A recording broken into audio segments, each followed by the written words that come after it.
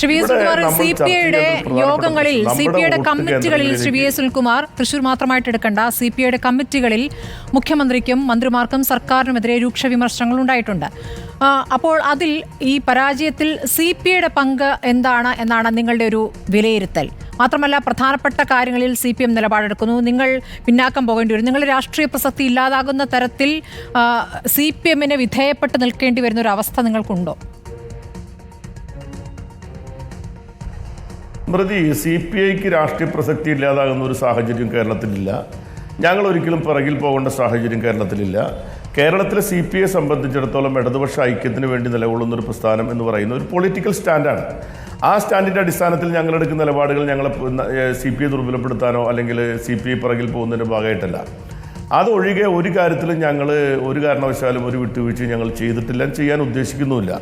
ഇവിടുത്തെ പ്രശ്നം CPIയുടെ യോഗങ്ങളിൽ സ്വാഭാവികമായിട്ടും പലതരം വിമർശനങ്ങളുണ്ടാവും. ആ വിമർശനം ഉണ്ടാവുന്നു എന്നുള്ളത് തന്നെയാണ് ആ പാർട്ടിയുടെ പ്രത്യേകത. കാരണം ഏത് തരത്തിലുള്ള വിമർശനം, ഇപ്പോൾ മുഖ്യമന്ത്രിക്കെതിരെ വിമർശനം ഉണ്ടായെന്ന് വരാം, ഞങ്ങളുടെ മന്ത്രിമാർക്കെതിരെ ഉണ്ടാവും, ഞങ്ങളുടെ ലീഡർഷിപ്പിനെതിരെ വിമർശനം ഉണ്ടാവും. അത് കമ്മ്യൂണിസ്റ്റ് പാർട്ടിയുടെ പ്രത്യേകിച്ച് ഒരു തോൽവിയുടെ പശ്ചാത്തലത്തിൽ നമ്മുടെ സഖാക്കൾ അതിൻ്റെ എല്ലാ വശങ്ങളെപ്പറ്റിയും ചർച്ച ചെയ്യുന്നത് സാധാരണ നടപടിക്രമമാണ്. ഇപ്പോൾ പണ്ട് കാലത്തേക്കാൾ കൂടുതൽ അത്തരം കാര്യങ്ങൾ പത്രങ്ങളിലും മറ്റും വരുന്നതുകൊണ്ട് നിങ്ങൾക്ക് തോന്നും ഇത് ആദ്യമായിട്ടാണോ ഇതൊക്കെ നടക്കുന്നതെന്ന്. പ്രത്യേകിച്ച് തോൽവിയുടെ പശ്ചാത്തലത്തിൽ അത്തരമൊരു ചർച്ച അനിവാര്യമാണ്. എവിടേക്കാണ് പാളിച്ചകൾ സംഭവിച്ചിട്ടുണ്ട് എന്നുള്ളതിനെ സംബന്ധിച്ച് പരിശോധിക്കണ്ടേ? ആ പരിശോധിക്കുന്നതിന് വേണ്ടിയിട്ടാണ് പാർട്ടിയെ സ്ട്രെങ്തൻ ചെയ്യാനും ഇടതുപക്ഷത്തിന് സംഭവിച്ചിരിക്കുന്ന ഒരു അപജയം അല്ലെങ്കിൽ ഒരു ചോർച്ച തടയുന്നതിന് വേണ്ടി നമ്മളെല്ലാം സ്വയം എടുക്കേണ്ട മുൻകരുതലുകളിൽ പാളിച്ച വന്നിട്ടുണ്ടെങ്കിൽ അത് പരിശോധിക്കാൻ വേണ്ടിയിട്ടാണ്. ആ പരിശോധനയുടെ ഭാഗമായിട്ട് തന്നെ പല ഘട്ടങ്ങളിലും നിങ്ങളുടെ പാർട്ടി സെക്രട്ടറി പല കാര്യങ്ങളും തുറന്നടിക്കുന്നുണ്ട്. പരാജയവുമായി ബന്ധപ്പെട്ട പല കാര്യങ്ങളും വിശകലനം ചെയ്യുമ്പോൾ പ്രത്യേകിച്ച് SFIയുടെ പ്രവർത്തനം, SFIയുടെ രീതികൾ, അതിനെ അതിരൂക്ഷമായി തന്നെ വിമർശിച്ചുകൊണ്ടാണ് അദ്ദേഹം പ്രതികരിച്ചത്. അപ്പോൾ CPM പാർട്ടി സെക്രട്ടറി ആകട്ടെ, ഇത് മുന്നണിയുടെ ഭാഗമായി മുന്നണിക്കകത്ത് പറയേണ്ട കാര്യങ്ങളാണ്, പുറത്തു പറഞ്ഞത് ശരിയായില്ല എന്ന് പരസ്യമായി തന്നെ പ്രതികരിക്കുകയും ചെയ്തിരിക്കുന്നു. അപ്പോൾ എന്താണ് CPI സംസ്ഥാന സെക്രട്ടറിയുടെ ഈ നിലപാടിനോട് CPIക്കുള്ള സമീപനം? എന്താണത്? ഇതാണ് ശരിയായ രീതി എന്നാണോ? മുന്നണിക്കകത്ത് പറയാതെ പുറത്തു പറയേണ്ട ചില കാര്യങ്ങൾ പുറത്തു പറയേണ്ടതുണ്ട് എന്നാണോ? അല്ല, നമ്മളെല്ലാ കാര്യങ്ങളും മുന്നണിക്കകത്ത് മാത്രം ചർച്ച ചെയ്ത് പരിഹരിക്കാൻ കഴിയുന്ന ആണെന്ന് നമുക്കൊരിക്കലും കരുതാൻ പറ്റില്ല. ചില സന്ദർഭങ്ങളിൽ ചിലപ്പോൾ മുന്നണിക്ക് പുറത്ത് ജനങ്ങളോട് ചില കാര്യങ്ങൾ പറയാറുണ്ട്. അത് പറയുമ്പോൾ ചിലപ്പോൾ സ്വാഭാവികമായിട്ട് പറഞ്ഞത് ശരിയായോ അത് ശരിയായില്ലേ എന്ന ചർച്ചകളും ഉണ്ടാവാറുണ്ട്. അത്രമാത്രം കണ്ടാൽ മതി. ഇപ്പോൾ CPIയുടെ സംസ്ഥാന സെക്രട്ടറി പറഞ്ഞ കാര്യത്തെ സംബന്ധിച്ച് SFIക്ക് വ്യത്യസ്ത അഭിപ്രായം പറയേണ്ടായി, DYFI പ്രത്യേക അഭിപ്രായം പറയേണ്ടായി, AIYFIനെ പറ്റി അഭിപ്രായം പറഞ്ഞു, അല്ലെങ്കിൽ CPMന് സംസ്ഥാന സെക്രട്ടറി തന്നെ അഭിപ്രായം പറഞ്ഞു. അതിനെ ആരോഗ്യകരമായി കാണാനാണ് ഞങ്ങൾ ആഗ്രഹിക്കുന്നത്.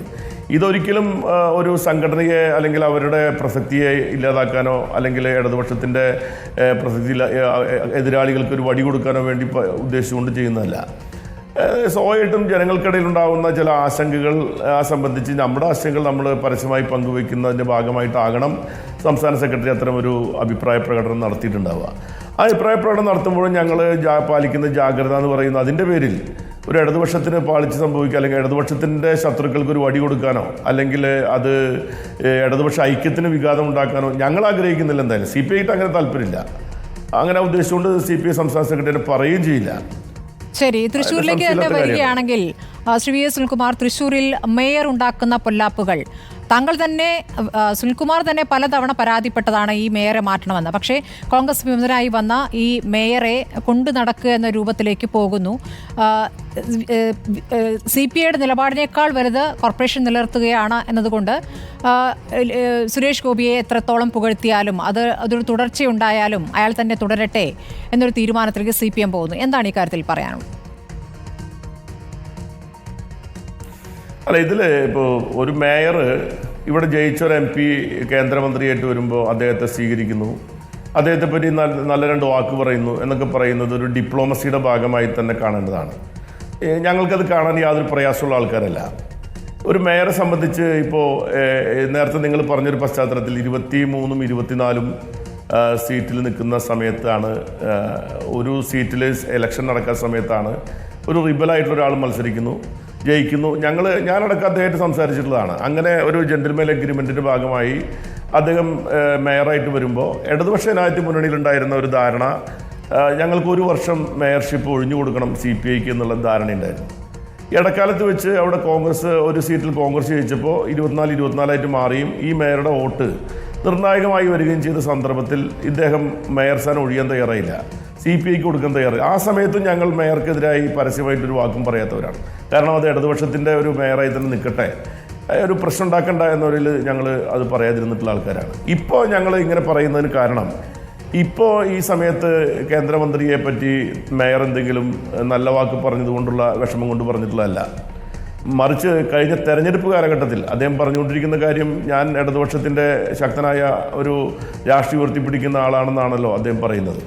അങ്ങനെ ഒരു രാഷ്ട്രീയം ഉയർത്തിപ്പിടിക്കുമ്പോൾ ഇടതുപക്ഷ ജനാധിപത്യ മുന്നണിയുടെ രാഷ്ട്രീയമാണ് ഉയർത്തിപ്പിടിക്കുന്നതെങ്കിൽ തെരഞ്ഞെടുപ്പിൻ്റെ ഘട്ടത്തിൽ ഇടതുപക്ഷ ജനാധിപത്യ മുന്നണിയുടെ സ്ഥാനാർത്ഥിക്ക് വേണ്ടി അദ്ദേഹം പ്രവർത്തിക്കാനും ആ സ്ഥാനാർത്ഥിയുടെ വിജയത്തിന് വേണ്ടി ശക്തമായ നിലപാടെടുക്കാനും അദ്ദേഹം തയ്യാറാവണം. അതിന് പകരം ആ ഘട്ടത്തിൽ NDA സ്ഥാനാർത്ഥിയുടെ മഹിമയെപ്പറ്റിയും NDA സ്ഥാനാർത്ഥിയുടെ വികസന താല്പര്യങ്ങളെ പറ്റിയൊക്കെ പറയുമ്പോൾ വസ്തുതാപരമായ കാര്യങ്ങളില്ല എന്ന് മാത്രമല്ല, അതിൻ്റെ പിന്നിൽ കൃത്യമായ അദ്ദേഹത്തിന് അറിയാം. അദ്ദേഹം അങ്ങനെ കാര്യങ്ങൾ അറിയാത്ത ആളല്ലല്ലോ.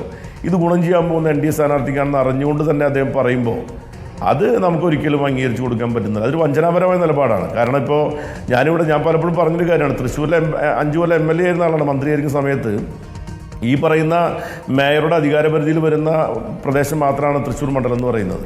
പൂർണ്ണമായിട്ട് കോർപ്പറേഷനകത്ത് വരുന്നൊരു മണ്ഡലമാണ്. ആ മണ്ഡലത്തിലെ ആരോഗ്യരംഗത്ത്, വിദ്യാഭ്യാസ രംഗത്ത്, പിന്നെ അടിസ്ഥാന വികസന രംഗത്ത്, കായിക രംഗത്ത്, സാംസ്കാരിക രംഗത്ത്, ഇങ്ങനെ ഓരോ രംഗത്തും കൃത്യമായ ദീർഘവീക്ഷണത്തോടു കൂടി 1200 കോടിയോളം രൂപയുടെ വ്യത്യസ്തമായ വികസന പദ്ധതികൾ നടപ്പാക്കിക്കൊണ്ടിരിക്കുകയും ചെയ്തിട്ടുള്ളത് ഞാൻ MLA എന്ന കാലഘട്ടത്തിലാണ്.